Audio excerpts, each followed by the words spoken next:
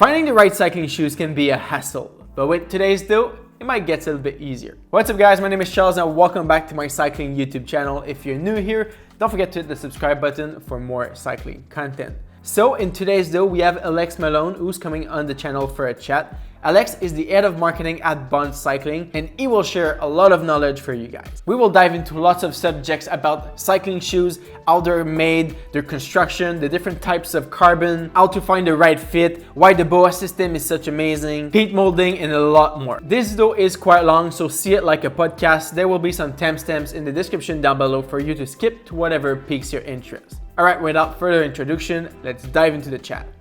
Hey, what's up Alex? Welcome to the channel. Thanks, Charles. It's great to be here. First of all, I'll let you introduce yourself. You work at Bont Cycling, so tell us more about your job. Yeah, so I'm the global marketing manager at Bont Cycling. We're based in Sydney, Australia, and I've been a long time Bont Cycling user, probably on and off for the past 10 years nearly. And then I just started in this role early last year. Great. And why don't you just talk about a little bit more about Bont in general? Because I've known Bont from the speed skating side. I didn't know they were into cycling until I started cycling, actually. So could you give a little bit in history about the company? Basically, well, first off, I should say Bont Skates and Bont Cycling are completely separate companies. Got it. Now, at one point in time, they were the same company. But in short, Bont Cycling has been, I guess officially around since 2008. I guess it would be the Beijing Olympics, I believe. Yep. And that was, I guess, when it was kind of really on a more mass level introduced to the wider public. And then, since that time, as you know, Bont Cycling has been worn by some of the world's best athletes across BMX, huge background in track, and that was really what I guess propelled us, into the road as well. But in short, we have our own manufacturing in China, but we do all of our design and I guess development here in Australia. Most people probably don't know, but we actually originally all the, I guess, Bont skates and some of the early model Bont cycling shoes were built in Sydney, where some of the early models were, I guess, kind of created. But unfortunately, unless people kind of wanted to pay, 3 to 4 times the price of our current shoes, the cold hard economics of producing in Australia mean that we have to produce them overseas. Great. So there's a lot of cycling shoes out there, and what makes Bont different than all the other shoes? Tell me more about the feeling and what differentiates them from other shoes. Yeah, so I guess if you're familiar with cycling shoes, you kind of know that they all have a similar aesthetic in a lot of ways, which is they're kind of designed around a more of a dress shoe shape, which if you're looking from the top down, it's almost like an arrow with maybe a little bit of outward curvature. So that I guess the first place to start with our shoes is the aesthetic side of things. They look very different to any other cycling shoe that's around. And the reason for that is that all of our shoes, regardless of if it's, our latest model, which is basically a $99 retail shoe, entry-level model, through to our top-of-the-range, VayporS, Helix, Zero Plus, it's built around an anatomical shaping, which in short is we build our shoes around the shape of a human foot. So that's the primary thing.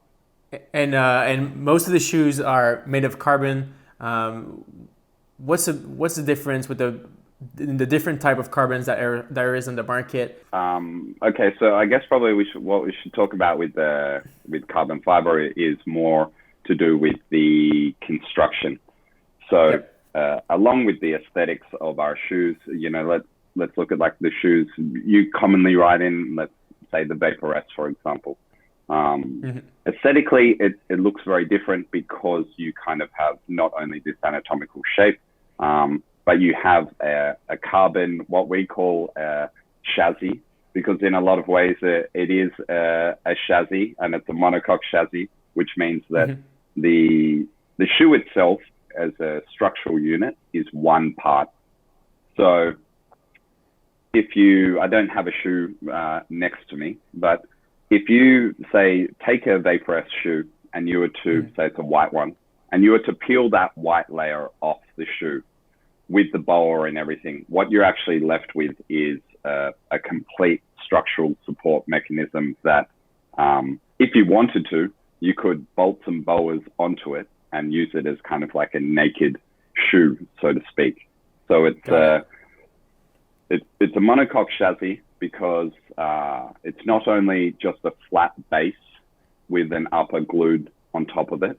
It's actually a bathtub-shaped sole, which then has an upper, I guess a first upper, laminated into the carbon, and then you could say that the white upper or the Duralite material that we use is kind of almost like a finishing touch to the shoe.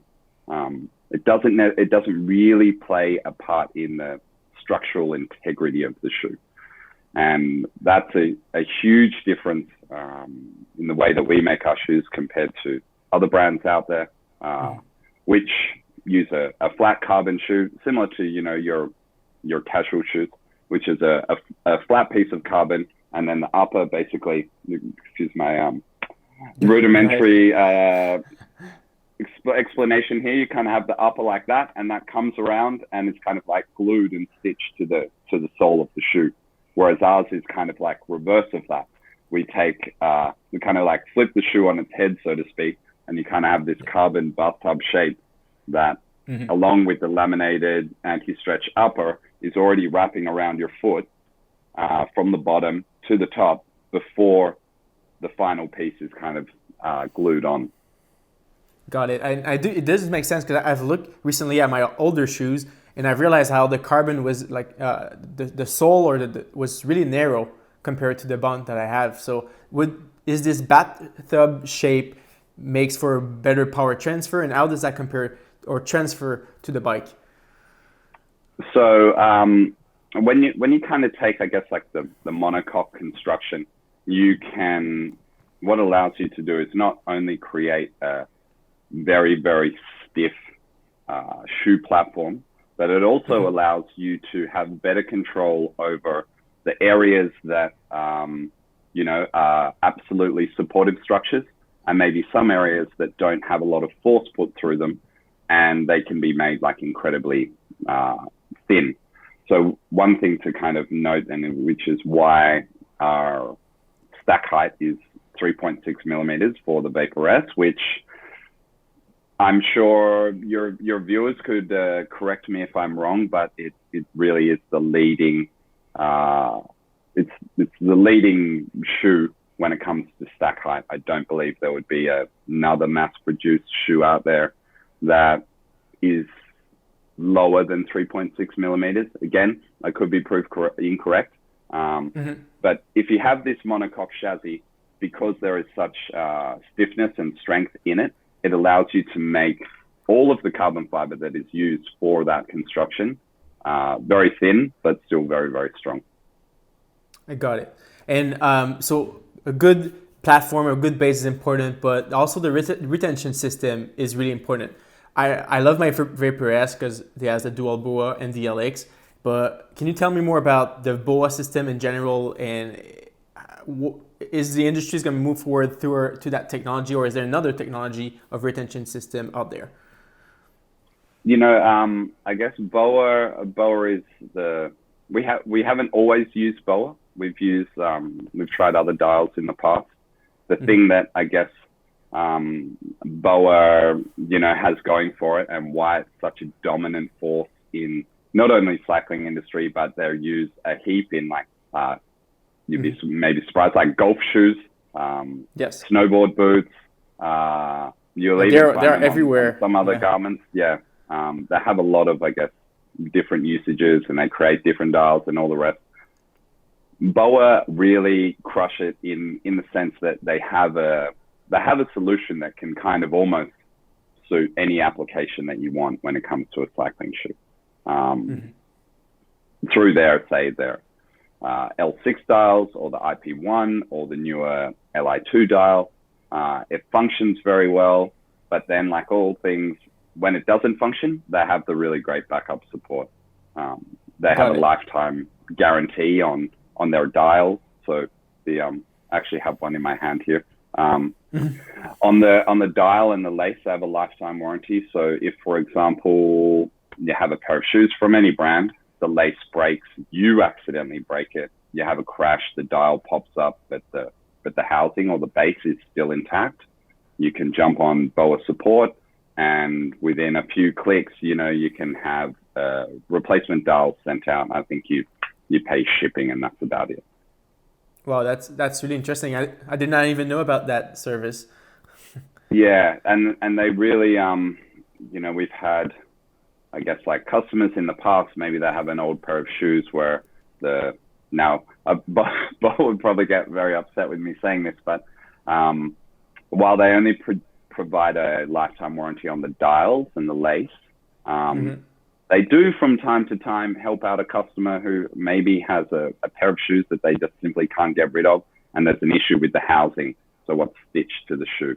But again, like the BOA online support, it services like global market. They have, I guess, like different hubs around the world to get parts sent out to people.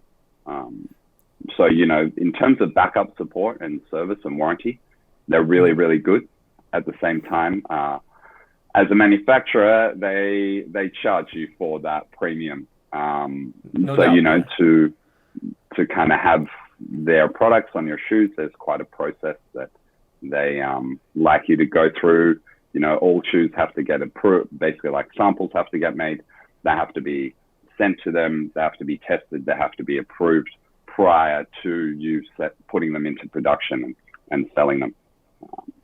So BOA provide, yeah.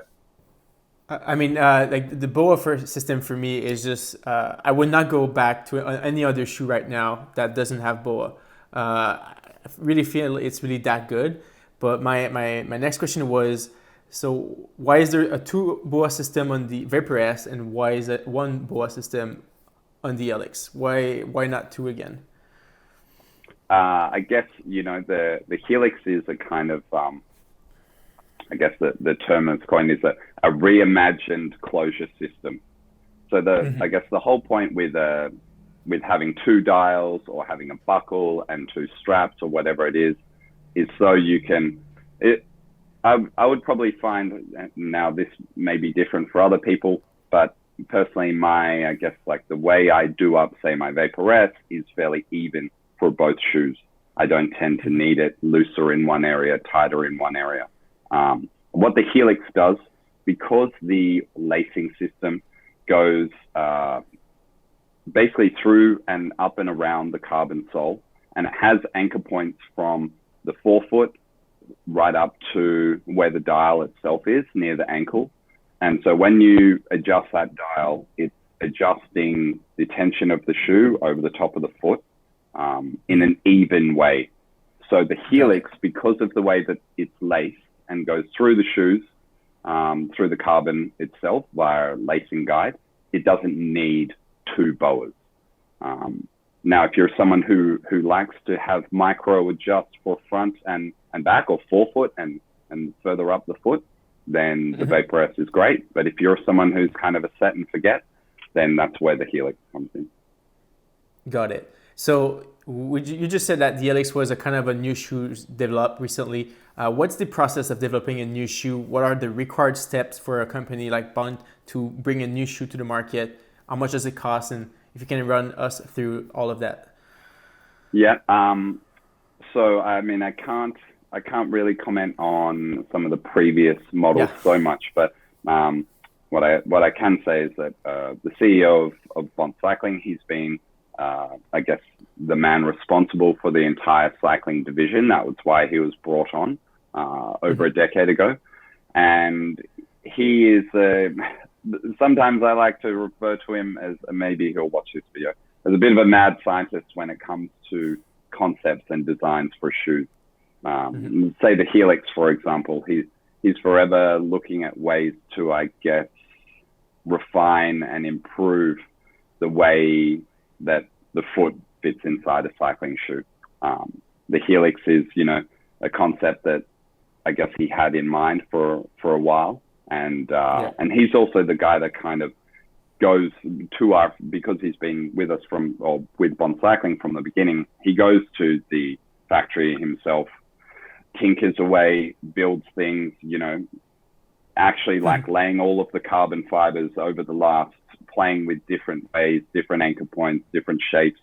And then, he finally comes up with something he's happy with, and then basically says, okay, this is what I want. This is how you need to do it. And then we start making it.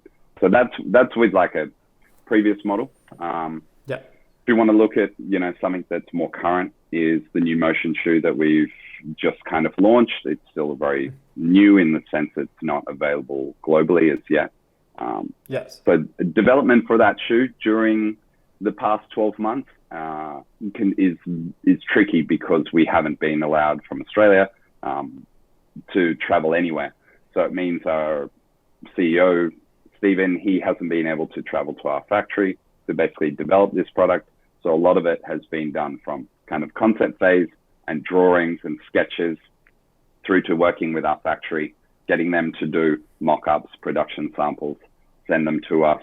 We mark up changes, do basically like, a back and forth process that FedEx, our courier provider, no doubt has loved us for, because it required a lot of pairs of shoes to be shipped, only to see it and be like, nope, it's no good. We need to make this change or fix it.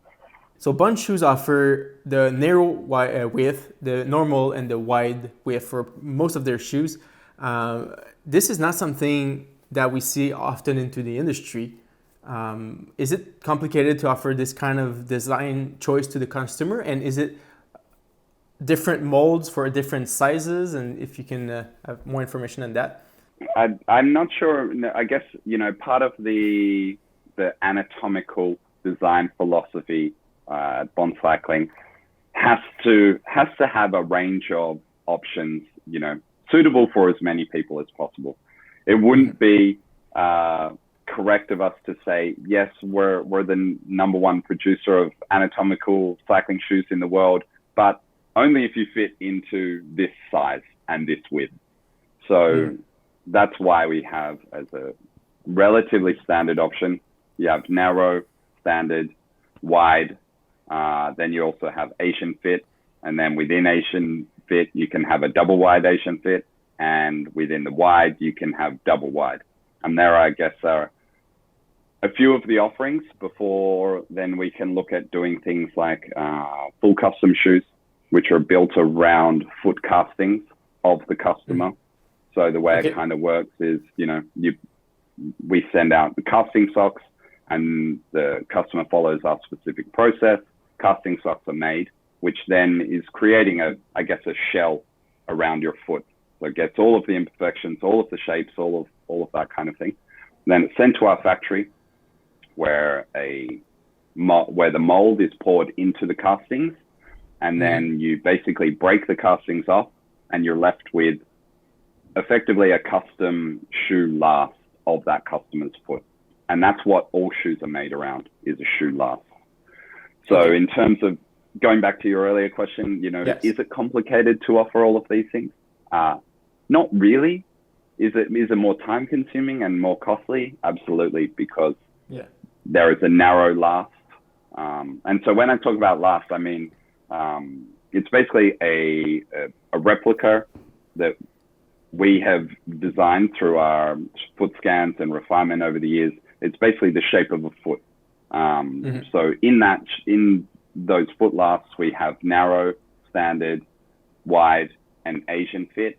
And then outside of that, we can do the full custom. And then, for example, maybe a customer has a relatively kind of normal heel and forefoot shape, but then, in midfoot shape, but then at the forefoot, so the front of the foot, maybe they've got some bunions from, I don't know, playing hockey or wearing the incorrect size shoes for too many years. And if they have protrusions on either the inside or the outside of their foot, our custom shoemakers can basically do you a custom shoe that's kind of built around a standard last, but perhaps, you know, on the side of the shoe, there's a big additional area that's provided to accommodate, say, for bunions or protrusions, something that would be outside the scope of our heat molding.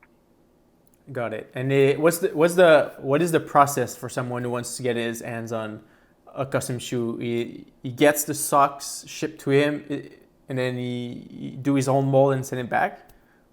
So the first thing I guess I should kind of mention is that for full custom shoes, I think there's maybe a misconception that a full custom shoe is like the pinnacle of cycling shoes, which in some ways is correct, but for us personally, full custom shoes is generally only something we recommend to a customer who's been unable to fit themselves into a standard offering across any kind of brand.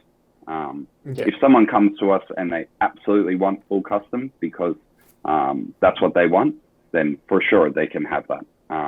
But if it was someone who kind of had maybe some particular foot problems and they hadn't been able to find a cycling shoe that kind of fit them correctly, but all of their other shoes in their day-to-day life, whether it be like dress shoes, casual shoes, running shoes, if they fit into a normal shoe in that area, then there's most likely a more standard offering and more economical offering that they could look at, like a semi-custom shoe, or what I was explaining about the protrusions, which is what we kind of call like a tracing build, which is like you take the footprint of someone's foot and then you build and shape the carbon around the particulars of that person's feet. Going back to the full custom process, they go into a bike shop, into a retailer, or our online store. They say, I want to go full custom. Custom socks will be provided to the customer. We do recommend when you're kind of looking at spending quite a considerable amount of money and time on going full custom, we recommend you go to a specialist who is experienced in making casting socks for cycling shoes. There is a kind of specific set of instructions that we provide to the customer, and if all of those instructions are followed to the letter, then you'll have like a perfect result. So that's why we kind of say, yes, it's absolutely possible to do it at home. You don't really need any equipment bar, you know, a bucket of water to soften the cycling socks and a clear space that, you know, can be done to make the castings. But for the best result, we say go to a specialist, whether it be a podiatrist or a bike fitter. The main thing is kind of making sure they're 100% confident in kind of doing this process for you. Got it. And what is the difference? So is semi-custom that is offered on the website, is this you just pick your own colors, you pick your own style, and it's the same mold as the regular ones? Yeah, so with the semi-custom, like you said, you get to choose all the different colors. We do have a new platform which allows people to better visualize all of the colors of their semi-custom or full custom shoes.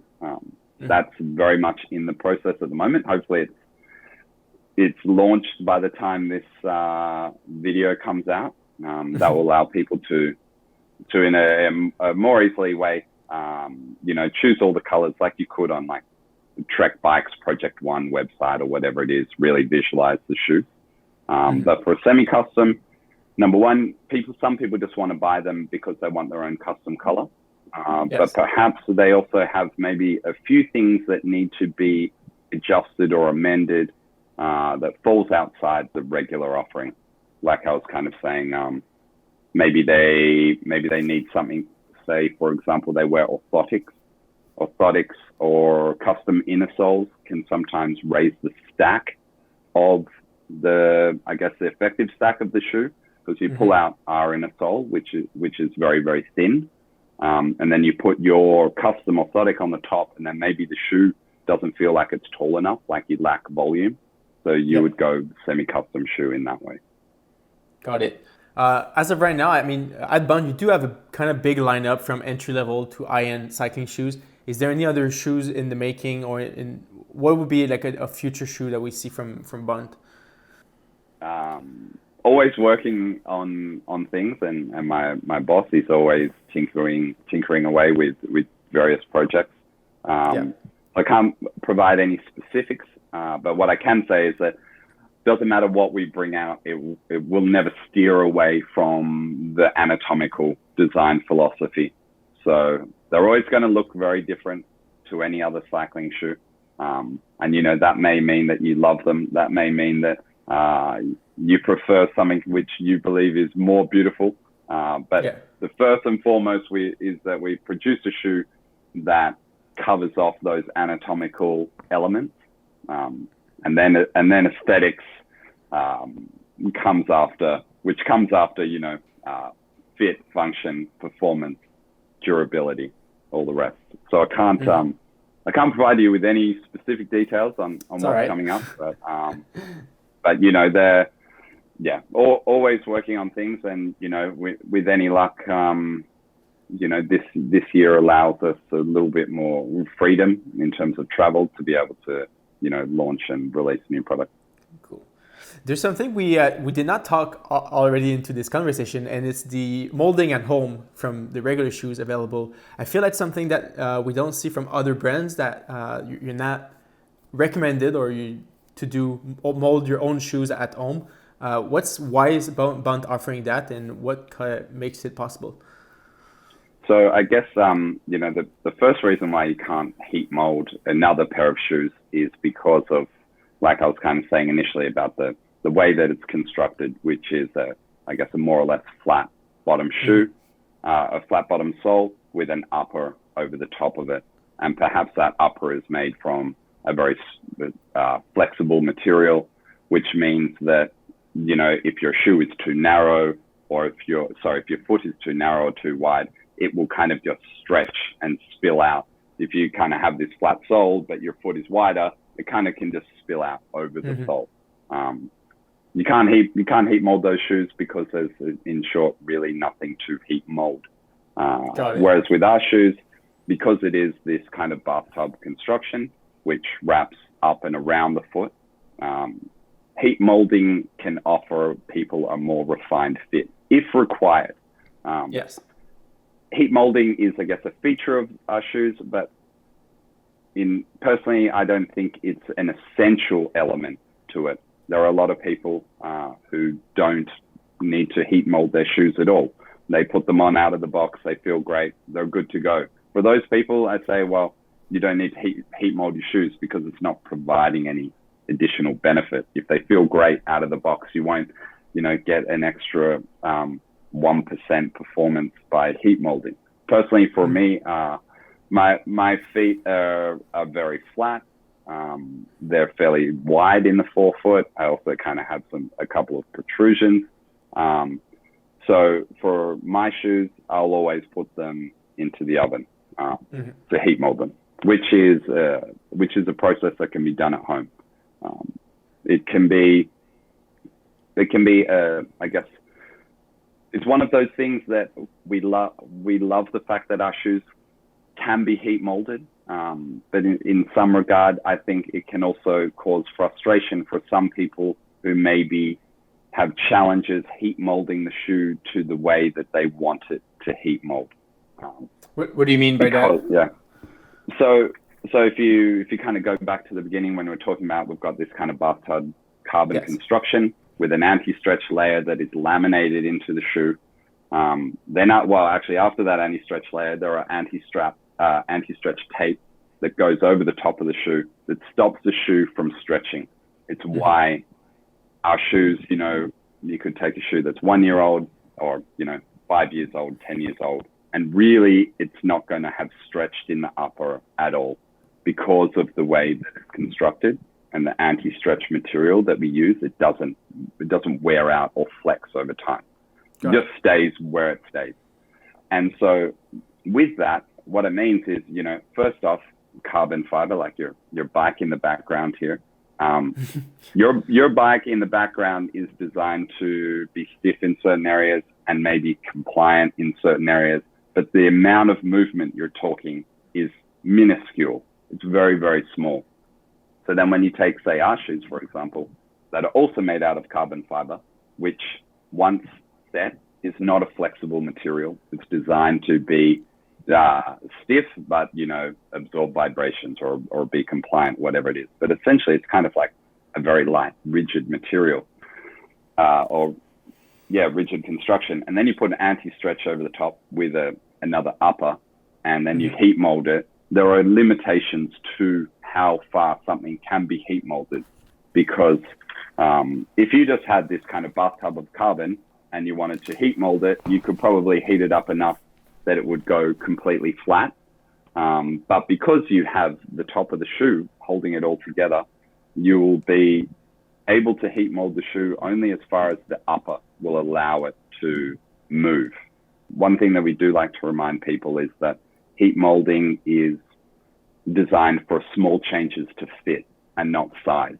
And what that means is that if you have a shoe that you try on and it's already too tight or it's already too loose, heat molding is not going to fit that. It's not going to fix that problem. Okay. You need a wider fit, you need a narrower fit, you need a bigger shoe, a smaller shoe. But what it will do is allow the customer to basically change the shape internally slightly. So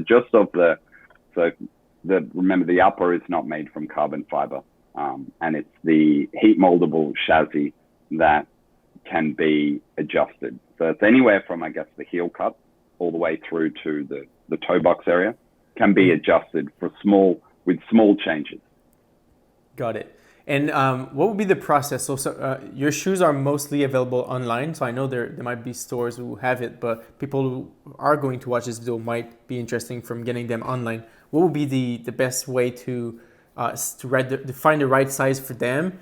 And then what happens if the shoes they order is not the right size? Yeah. I guess, firstly, unfortunately, we don't have distribution in Canada yet. We do, I believe there are a couple of new retailers who have opened up, and hopefully we have greater distribution there in the near future. But say for online customers who can't go into a shop to try them on because there's no dealer nearby, but also, while we have our sizing chart and sizing wizard, like all things, the best way to size yourself up for a pair of shoes is to try them on.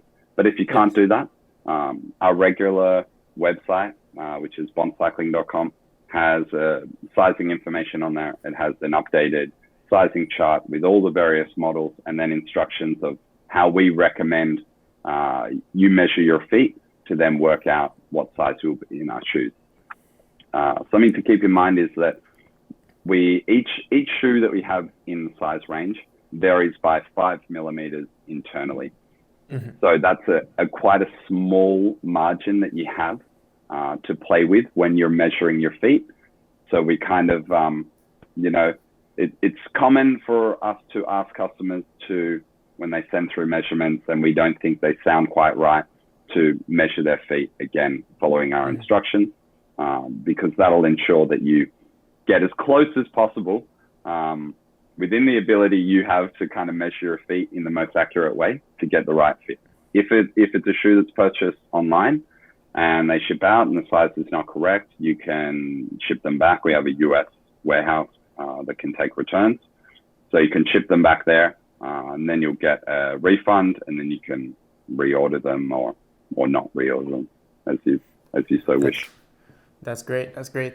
And so there's a lot of pros who are on Bont shoes. Can you tell us which team in the World Tour has Bont and which people who rides on the track, or if you can just drop some names of the fans? Yeah. This is not fully my department, but I can provide like a little bit of information. So say like the Israel Cycling Academy is being sponsored by Bont Cycling. This is now the second year. We also sponsored their under 23 development team. However, we don't force any riders to use our shoes. We simply offer it.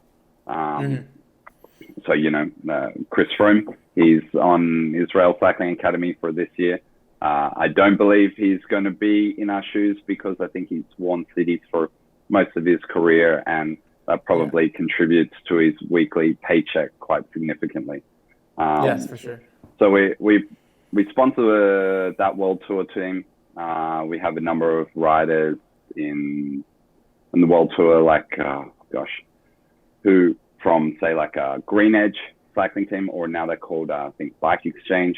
So there's a number of riders from both the Aussie team, the men's team and the women's team. Sarah Roy, who just won the Australian Road National Championships last weekend. She's been a long time wearer of our shoes. Grace Brown, who also her teammate, she finished second. I believe she has made like a left-right foot kind of discrepancy, which means she hasn't been able to find, a good fit in other brands. So I think that's why she kind of looked to us last year. She rides in our shoes. Who else do we have off the top? There's some like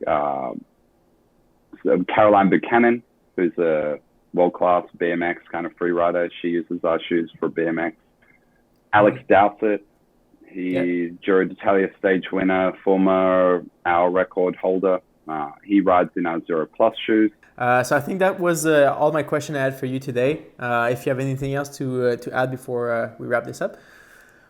No, not really. I mean, I guess kind of the main reason I wanted to come on was, really to like just kind of re-emphasize the kind of point about like the fit of cycling shoes and being drawn to a model or a brand or a model or a size because it is correct for your shaped feet. No one's feet are the same. So, that's kind of why we don't just offer a kind of cookie cutter approach to one width kind of offering, because we do understand that people have wide ranging requirements. But even that said, with our full size range and width range, like we're not going to be suitable for everyone. Not everyone is going to put on our shoe and say, hey, this feels great. They might put it on and say that this doesn't feel right for me. And that's also totally fine. So the main thing is fit, get the right fitting shoes. All right. Well, thank you so much, Alex. And I will leave links in the description for people to check out, follow Bont on Instagram, and all the links if they want to buy from their website. Great. Fantastic. Cheers. Great. All right. See you.